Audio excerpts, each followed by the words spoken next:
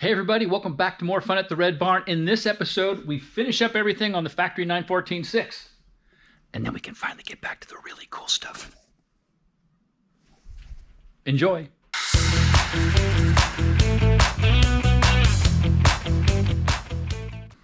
Okay, time for the shroud. Well, with the fan mount figured out, what I've done is I've worked out the curve of the nose of the car and transfer that onto some aluminum. And I'm just going to trim off this little wedge piece, and then I'm going to use the bead roller, and I'm going to tip this front edge up, and I'm going to make a top and a front piece. So I'm leaving myself this much room for the fastener and the seal, and then this will be tipped up, and this is going to come back over the cooler. And so I'm going to go ahead and get this trimmed up and break out the bead roller, which is hanging out over here under a cover. And we'll see if we can tip up an edge. And you'll see all the fun that ensues when you start trying to tip up a curved edge.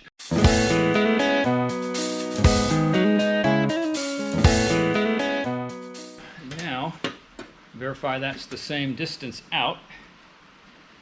And it is.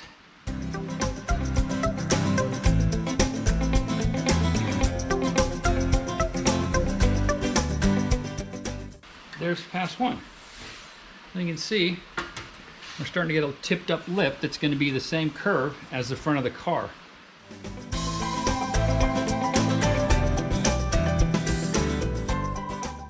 Now you may be able to start seeing what it's doing. It's starting to curve this way because we're doing an outside curve. So it's going to try to start to bend the material this way. So we'll just come in here and shrink or stretch her as needed to get this thing back to flat. But let me run it through a couple more times, and I think I can go a little faster now.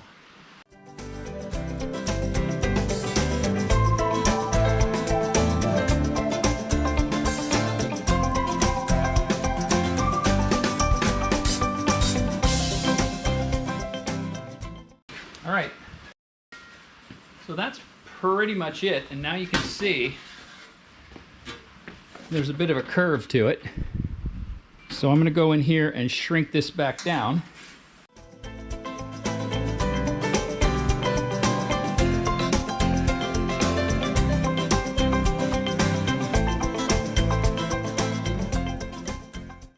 All right, let's check it. All right, still a little bit of a curve coming up the middle.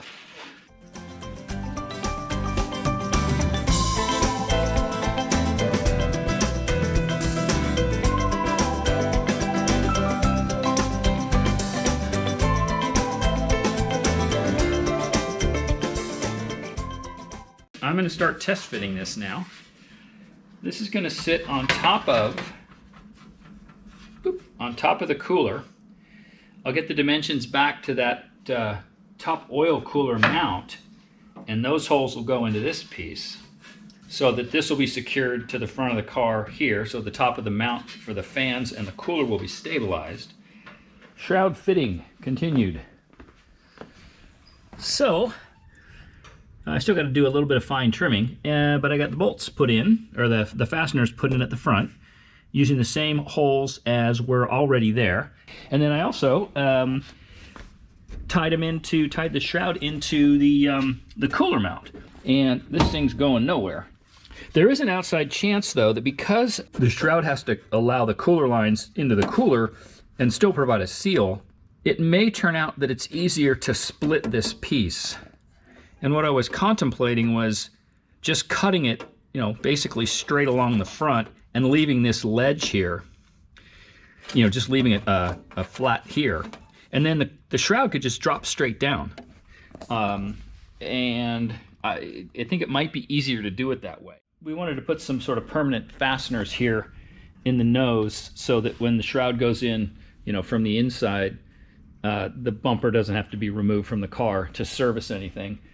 So I'm just going to use some RivNuts, and I'm assuming, it's funny, you assume everybody knows about this stuff, but maybe you'll find it interesting. RivNuts, rivet nuts, basically, and these are, I don't know if you can see, there's a thread inside of this thing, and then the way this works is there's an installation tool, and if you squeeze the installation tool, you can see it's shortening that distance. And so what happens is when you put the riv nut on to this mandrel and put it through a hole and squeeze this rib section gets pulled down and collapses, and essentially this thing pinches itself onto the material, and those ribs help it prevent it from spinning. So this is a perfect sort of thing. So this has already got the holes here, so scary stuff, drilling holes in a painted 914-6. Yeesh. But anyway, I'm gonna go ahead and get this opened up. Let me see if I can get you in here for the action shot. And you can see it's just pulling that down. And those serrated edges are forcing themselves into that material. And that, as they say, is going nowhere. Do that same thing on the other side.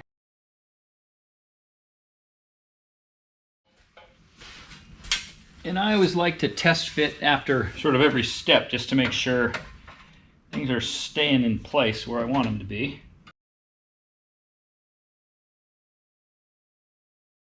Now I do have to add, I'm going to go get some weather stripping, some little foam, double stick or single stick rather, and add a piece of sealing foam to this thing.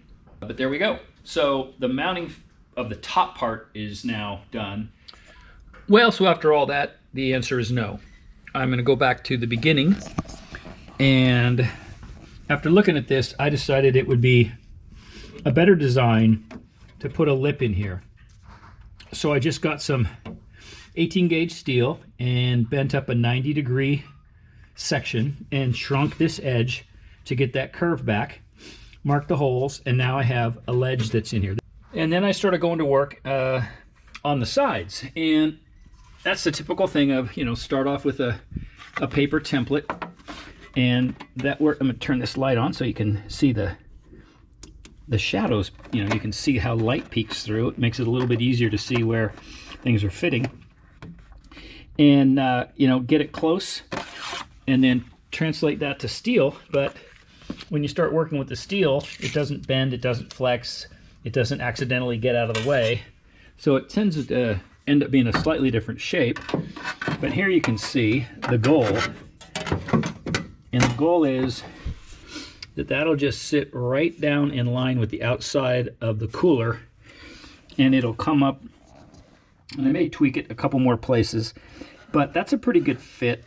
And I may put a little foam strip on the inside of it just to have it butt completely up against that and totally seal those areas where you can see the light. But there's the outside, and the good news is if I put it over to this side, it's the same shape.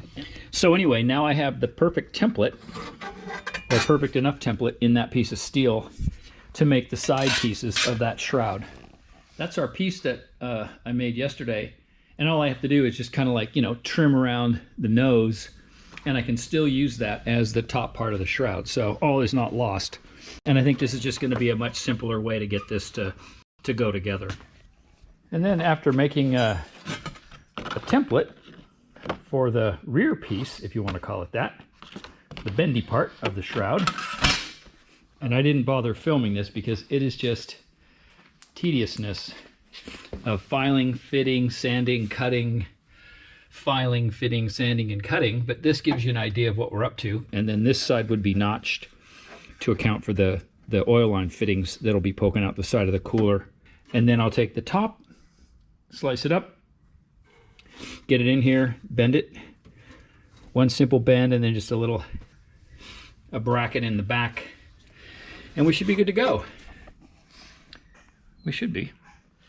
All right, and then having made this first one, it makes it a lot simpler because you can kind of use that as a template to make the second one. So I got the second side done, and it's got a little bit of fine tuning left, but we're almost there, and that looks like a pretty good fit. And I think I didn't plan ahead very well. I should have left these pieces long so I could have folded a little flat section on the bottom because I want to put a seal in here as well. So I'm going to probably have to just tack something on there. But it's coming along, almost there.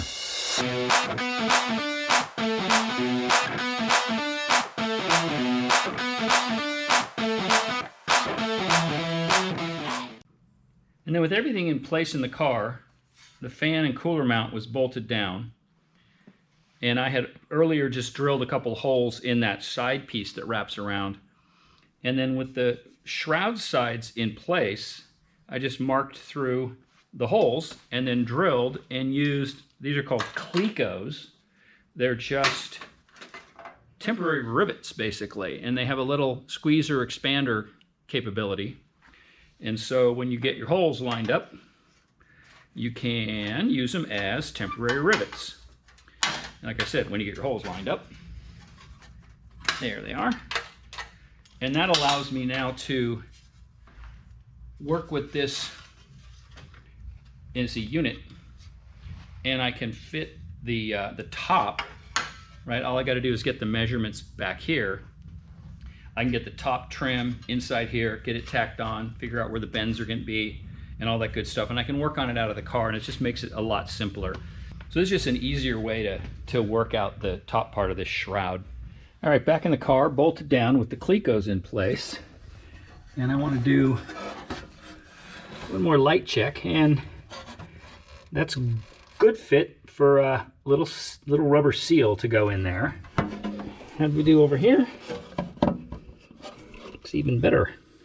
So with the sides in there, I can now pull this thing out and really start fitting the top without having to worry about working around the chassis of the nicely painted car. So I believe that is the next step. Bent.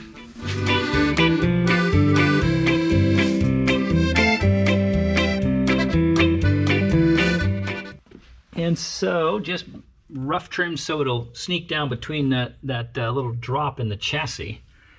And I still got to trim it to width, obviously, but this gives you an idea of what's what. So it'll look a little bit less gigantic once it's trimmed down. And then I got to roll some beads into it to give it a little bit of stability. And get some welding done, and we'll be all finished. Yay! Now you can see that the bulkhead has got some embossings in it. Now, as you know, that's been upholstered with some Perlon looking stuff. And if we look back at the other shroud, you can see that it's a little bit difficult to see, but they did do a bit of bead rolling on there to stiffen the panel. So we're back to the bead roller, and what I've done is I've set up a square die on the top and an open die on the bottom, and I just ran a couple of practice pieces through here to play with it. And now I've got the beading machine set up for that. I've got my stop, and they just got the stop adjusted to the right place. Now I'm going to go ahead and roll some stiffening beads into this panel. And actually, I realized I didn't mark the depth of what I was testing. So I'm going to run a couple more tests, make sure I like the depth of the bead that I'm getting. So I'm going to start off with, say, 2.5 turns from where I started. So there's 1, 2.5 turns. That's why I've got a piece of tape on here so I can remember which end is pointed where. And there's the test size. And this is the same material, so I know I'm going to end up with that look. And it's important to remember that, you know, where you've got your die. You know, and this die, as I push down on it, it's going to push the bead that way. So if I want the bead to be on the upper side of this, I got to put it in there and do it this way. So here we go. Now I'm also going to start it not right on the edge. I don't want it to come off the edge. I want it to start inboard. So I'm going to start it right at the edge here.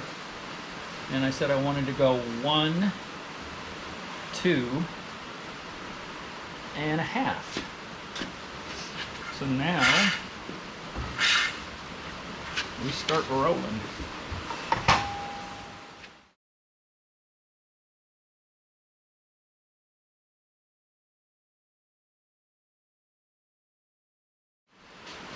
and remind myself that it's 1, 2.5. And I'm going to take it out. And here you can see you've got a nice little bead. Now I am going to have to come back. I don't know if you can see it, but there's a bit of a wowie right here because obviously this is it's pulling material this way. And so I'm going to have to address that so it can go flat again. But you get the idea, and then that's going to be what our shroud looks like. So now I'm going to come back, do the same thing on the other side.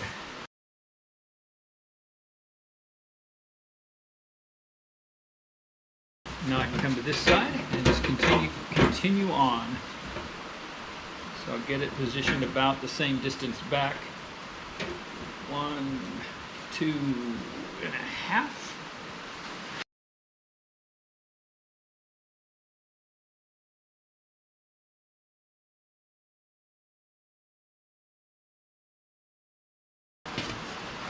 And we got our beaded panel. Okay, and I mentioned that the bead roller just stopped, right? I just stopped it. So you can see that, well, maybe you can see, the end doesn't really end, it just kind of gradually slopes away, but we want something more defined there. So I'm gonna try something and see if I like how it works. And what I'm gonna try is, I'm just gonna use a block. This is just a spacer block from the fixture table. And this is one of the hold down clamps. And I am just going to position that square to the end, and you can see how it's rocking. I want that to be flat. I want to do away with that edge and put a definite end to that bead. So I am just going to use this as kind of a little stamping press, if you will, and see how that works. So there I've just mashed it flat.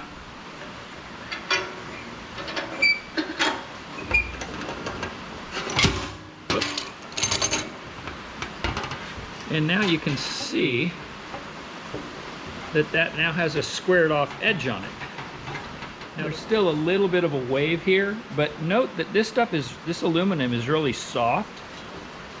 And just by, massaging it a teeny bit like that, I can get that to essentially go away. So now I'm just going to do the other side.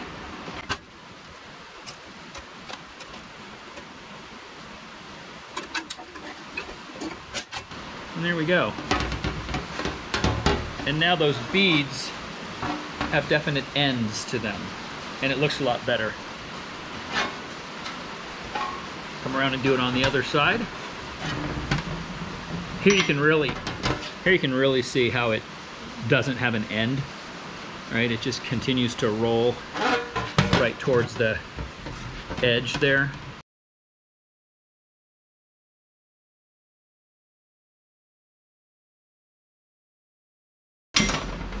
Yeah, and see, and it just flattened that little wowie right out. And by the time I hit this with the sander and remove all those flaws, it should look really good. So one more.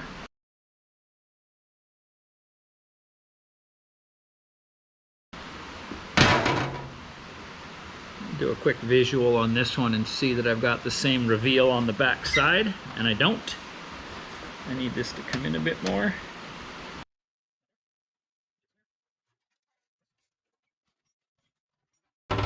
It just puts a much nicer end finish on that, and that is now, it's dead flat across the back of that thing, so it takes that distortion out. So I like that. Good. Filing, sanding, trimming, cutting, fitting, in and out 150 times. And what happens is the top part is now almost ready. And now you can see, comes in, drops down. And then next step was to get this little piece bent back here and positioned and trimmed to serve as the rear mount. And I'm just going to rivet this onto it, because it just made it a million times easier to get that fit. And here, this top shroud component is almost final trim to size, and that'll be the way this looks. All right, right, I talked about rivets, and now one of my favorite all-time tools. This is called a rivet fan, and it is a magically auto-adjusting distance sort of thing, and it's got these holes in it, and so you work out what spacing you want for your rivet line, and then you can lay this out on your part and work out what rivet spacing you want. And, you know, I just eyeballed it basically. And then once you get it set, mark where you want the line to be, the line of rivets. And this just gets set on here, adjusted to where, you know, you kind of want the holes to line up, and then just mark where you want to drill. And the rivets that I use are just little, you know, simple pop rivets, 1/8" hole. And then I'll drill this, mark it, get it in place, mark it onto the panel, or onto that piece that's in the car, drill it, rivet together, and away we go.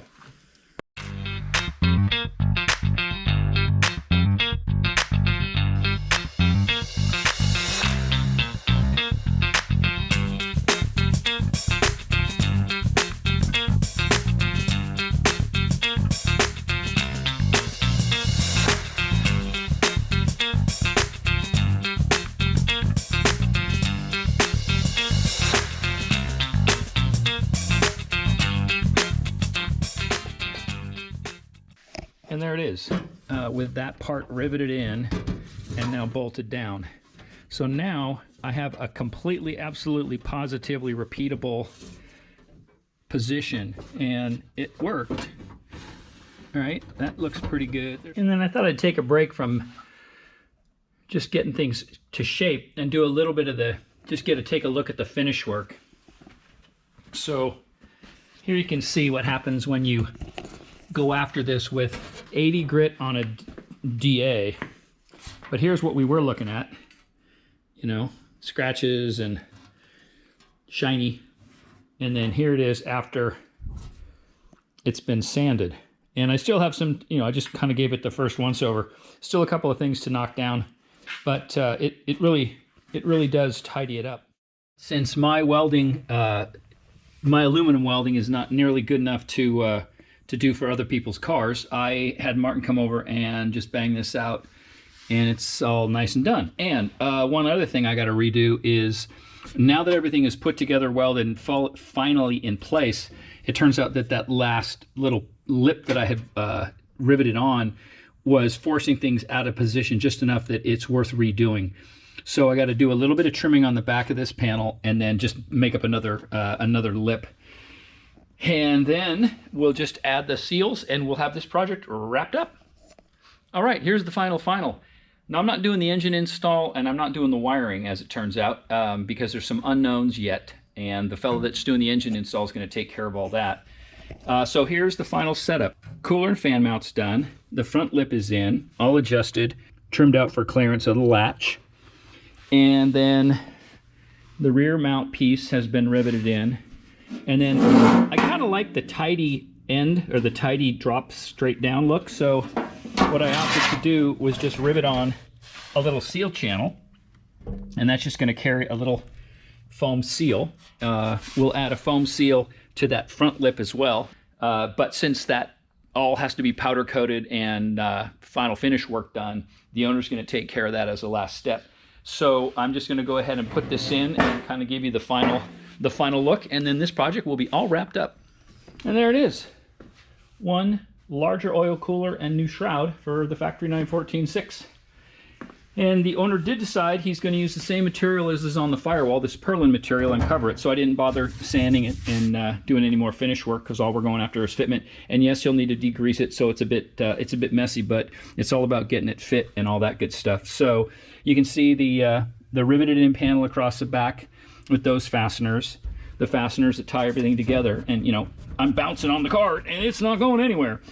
And you can see one last thing I did as I was playing with fitment was I did trim out a little shape that kind of matches this latch, so that this can come up as straight as possible. And the only fiddly thing that he's going to have to do is, when he lifts this out, is he's going to have to just move this latch cable, physically just push this forward so it clears the shroud as it's being lifted out. But other than that, it's a tidy little setup.